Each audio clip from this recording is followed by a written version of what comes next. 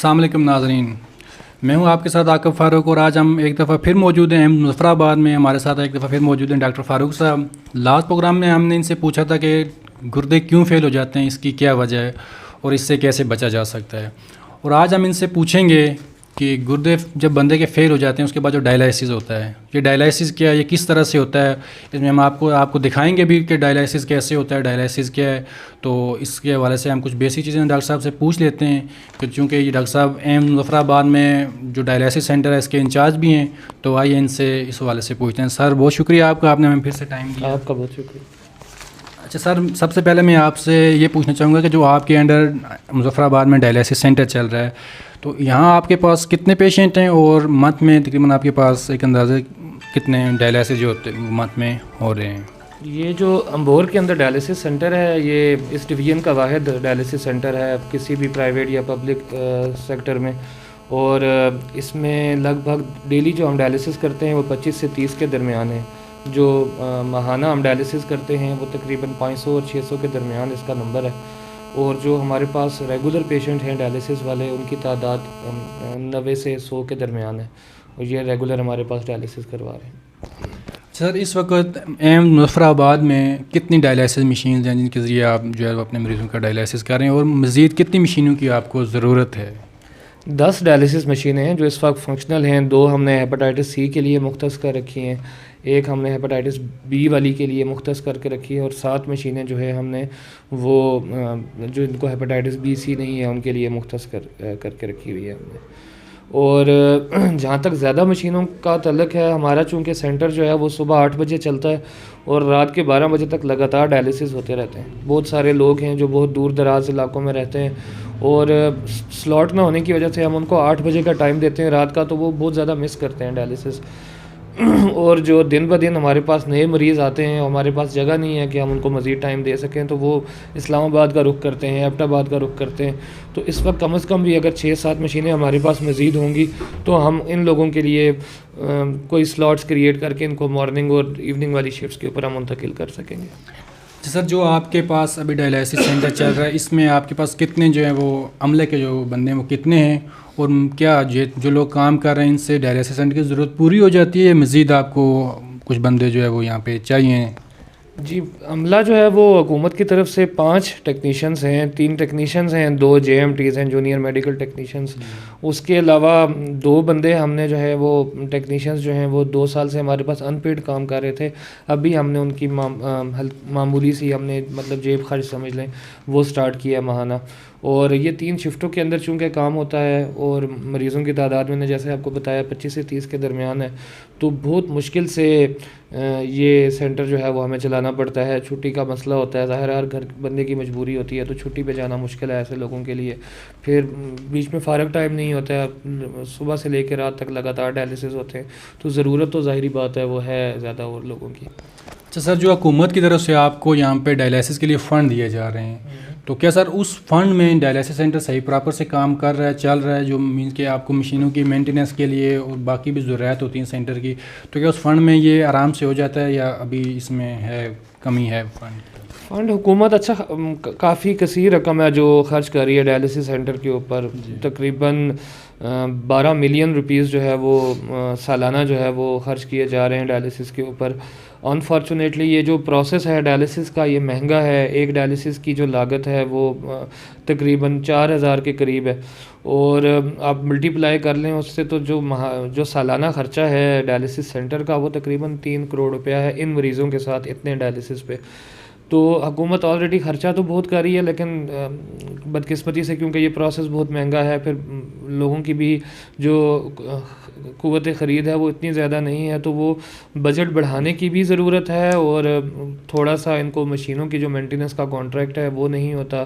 RO جو ہمارا water treatment plant ہے اس کی مینٹیننس کا کانٹریکٹ نہیں ہوتا، تو وہ بھی کرنے کی ضرورت ہے اس میں. سر جیسے آپ نے بتایا کہ پر ڈائلسس تقریباً 4000 کا خرچہ ہو رہا ہے، اس میں سے گورنمنٹ کی طرف سے مینس کہ ہاسپٹل کی طرف سے پیشنٹ کو کیا ریلیف دی جا رہی ہے، اور پیشنٹ خود سے جو ہے وہ کیا چیز ارینج کرتے ہیں؟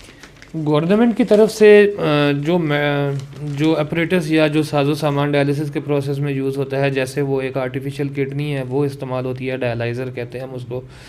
اور جو ٹیوبس یوز ہوتی ہیں, جو نیڈلز یوز ہوتی ہیں, جو ڈبل ہیومن ضرورت ہوتے ہیں وہ ہوتے ہیں. وہ اگر آپ ایک ڈائلسس کا خرچہ 4,000 روپیہ رکھیں تو تقریباً جو ہے وہ 2,500-2,800 روپیہ جو ہے وہ حکومت برداشت کر رہی ہے. اور جو چیزیں بیچ میں شارٹ ہو جائیں یا ظاہر ہے کہ بجٹ میں پوری نہیں ہو سکتی تو ہم کچھ وہ تھوڑا بہت مریضوں سے منگوانا ہماری مجبوری بن جاتی ہے.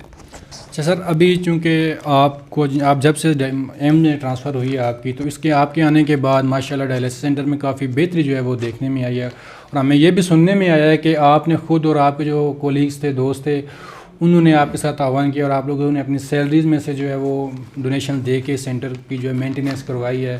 تو اس حوالے سے کیا یہ بات اس میں کیا سچائی ہے اور اس حوالے سے آپ کیا کہیں گے؟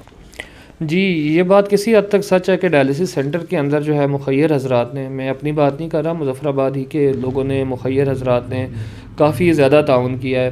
ہم نے ابھی تک پچھلے 1.5 سال میں کوئی 16 سے 17 لاکھ روپیہ صرف ڈونیشن کا اس سینٹر پہ لگا لیا. اس کے اندر ہم نے جو واٹر ٹریٹمنٹ پلانٹ ہے اس کو تبدیل کیا ہے, ہم نے نئی ویٹ مشینز لائی ہیں, کاؤنٹرز بنوائے ہیں, اے سی لگوایا ہے, کلر کروایا ہے, پروسیجر رومز بنوائے ہیں, چھت ٹھیک کروائی ہے, لائٹس ٹھیک کروائی ہیں, مطلب بہت کوئی کام کروایا. اور یہ سب اس وجہ سے ممکن ہوا ہے کہ کچھ ہمارے کولیگس نے, کچھ ہمارے کولیگس کے رشتہ داروں نے, کچھ لوگوں نے, مخیر حضرات نے اس میں بہت زیادہ تعاون کیا ہے. اور آگے بھی میری امید یہی ہے کہ وہ اپنا تعاون جاری رکھیں گے, کیونکہ وہ جو پیسہ دے رہے ہیں وہ الٹیمیٹلی اس ڈائلسس سینٹر میں جو بھی بندہ آئے گا اس کا علاج ہوگا, اس کا ثواب ان کو اور ان کی آل و عیال کو پہنچتا رہے گا انشاءاللہ. سر, یہ جو آپ کے پاس نیگیٹو سینٹر چل رہا ہے, مینس کہ اس کے علاوہ آپ کے پاس 2 سینٹر اور چل رہے ہیں جس میں ہیپاٹائٹس بی بھی ہے اور ہیپاٹائٹس سی والا بھی ہے. تو نیگیٹو سینٹرز ماشاءاللہ آپ نے بڑا اچھا بنا دیا. اور اس حوالے سے ابھی جو آپ کا تھا نیکسٹ پروگرام کے ہیپاٹائٹس بی اور سی والے سینٹر کو, ان کی ریپیئرنگ کا, مرمت کا, تو اس حوالے سے کیا کچھ اقدامات ہیں اور کیا اس میں حکومت کی طرف سے بھی کچھ ہے یا آپ خود سے یہ ڈونیشن وغیرہ کر کے تو اس کو کروا رہے ہیں؟ جی, اس میں ہمارا پروگرام یہ تھا کہ چونکہ سینٹرز کے درمیان فاصلہ زیادہ ہے اور میں نے جیسے آپ کو پہلے بتایا کہ صرف 5 ٹیکنیشینز ہیں, ہمارے پاس جو ہیومن ریسورس ہے وہ بہت کم ہے. تو ہمارا ذاتی خیال یہ تھا کہ ہم ایک جگہ پہ اس کو کنسنٹریٹ کر لیں گے. جو ہیپاٹائٹس سی والے مریض ہیں ان کو بھی اس طرف ہم شفٹ کریں گے, بی والے کو, اور ان سب کو ایک علیحدہ کمرہ اور ہال دے دیں گے. اس سے فائدہ یہ ہوگا کہ مینٹیننس جو ہے وہ ہماری ساری توجہ ایک طرف پہ مرکوز رہے گی. جو ٹیکنیشینز ہیں ان کو بھی بار بار ادھر ادھر نہیں بھاگنا پڑے گا, وہ ایک جگہ پہ موجود رہیں گے. اور کسی وجہ سے اگر کوئی مریض نظر انداز ہو جاتا ہے اس شیلٹر میں یا اس سینٹر میں تو وہ بھی اس میں کمی آ جائے گی اور وہ یہاں پہ بہتر سہولیات جو ہے وہ اس سے استفادہ حاصل کر سکے گا. اچھا سر, لاسٹ کویسچن آپ سے کہ جو مخیر حضرات یا جو کوئی این جی او سے ریلیٹڈ لوگ یا جو بندہ ہمیں دیکھ رہا ہے اور اس سینٹر کی ان مریضوں کی جو مدد کرنا چاہتا ہو تو اس کو آپ کوئی پیغام دینا چاہیں؟ جی, یہ جو ڈائلسس یا گردے فیل والے مریض ہیں ان سے زیادہ مستحق میں نے نہیں دیکھا. میں نے کئی فیملیز کو امیر سے غریب ہوتے ہوئے دیکھا ہے. ظاہر ہے یہ بیماری ایسی ہے, اس کے اندر بہت زیادہ فائنینسز لگتے ہیں, بار بیماریاں ہوتی ہیں, اور ہفتے میں یا مہینے میں ڈائلسس کرواتے جانا اتنا آسان کام نہیں ہے. اور ابھی تک بھی جو بہتری ہوئی ہے ظاہر ہے کہ آپ لوگوں کی وجہ سے, مخیر حضرات کی وجہ سے ہی جو بہتری ہو سکی ہے اپنی سی کوشش کے ذریعے وہ ہوئی ہے. آگے بھی جو بہتری ہوگی اس میں آپ ہی لوگوں کا تعاون ہوگا, اس کے بغیر یہ ممکن نہیں ہے. تو میری آپ لوگوں سے اپیل ہے یہ, چونکہ یہ واحد پورے ڈویژن کا 10 لاکھ سے زیادہ کی آبادی کے لیے واحد ڈائلسس سینٹر ہے. بہت سارے لوگ یہاں پہ اس وجہ سے نہیں آتے کہ رش ہے, بہت سارے لوگ اس وجہ سے نہیں آتے کہ اتنی صفائی نہیں ہے جتنی ہونی چاہیے, بہت سارے لوگ اس وجہ سے نہیں آتے کہ وہ مطمئن نہیں ہیں, انہوں نے باتیں بہت زیادہ سن لی ہیں. بہت سارے لوگ اس وجہ سے ڈائلسس نہیں کرواتے کہ جیسا وہ علاج اپنے پیاروں کے لیے چاہتے ہیں وہ یہاں پہ اویلیبل نہیں ہے. تو اگر آپ لوگ مدد کریں گے ہماری تو ہماری خواہش یہ ہے کہ یہ ڈائلسس سینٹر ایسا ہو جس کے اندر ایک دفعہ مریض انٹر ہو جائے تو نہ اس کو کرائے کی فکر ہو, نہ اس کو دوائیوں کی فکر ہو, بس وہ یہاں پر آئے, اپنا علاج کروائے اور علاج کروا کے واپس جائے. اور یہ آپ لوگوں کے تعاون کے بغیر ممکن نہیں ہوگا. بہت شکریہ سر, آپ نے ہمیں ٹائم دیا ہے, بہت شکریہ. Thank you sir. Thank you very much.